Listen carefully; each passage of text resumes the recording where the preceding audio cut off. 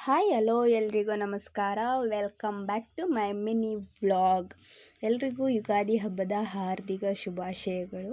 ಇವತ್ತು ಬೆಳಗ್ಗೆನೇ 5 ಗಂಟೆಗೆ ಎದ್ದು ಬಾಗಿಲು ಕಸ ಗುಡಿಸಿ ರಂಗೋಲಿನ ಹಾಕಿ ಬಣ್ಣನ ಹಾಕ್ತಾಯಿದ್ದೆ.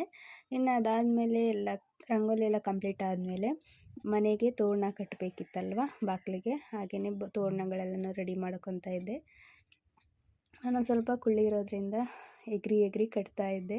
ಇನ್ನು ಅದೆಲ್ಲ ತೋರಣ ಎಲ್ಲ ಕಟ್ಟಾಯಿತು.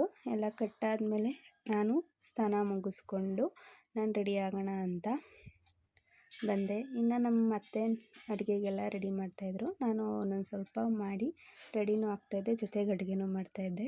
ಅಡುಗೆ ಮಾಡ್ತಿದ್ದ ವಿಡಿಯೋ ಯಾವುದೂ ತಗೊಳಕ್ಕಾಗಲಿಲ್ಲ.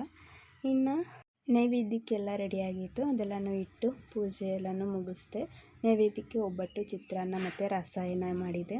ಇನ್ನು ತಿಂಡಿಗೆ ಚಿತ್ರಾನ್ನ, ವಡೆ ಮತ್ತು ಒಬ್ಬಟ್ಟು, ರಸಾಯನ ತಿಂದ್ಕೊಂಡು ನಾನು ರೂಮನ್ನ ಕ್ಲೀನ್ ಮಾಡೋಣ ಅಂದ್ಕೊಂಡೆ.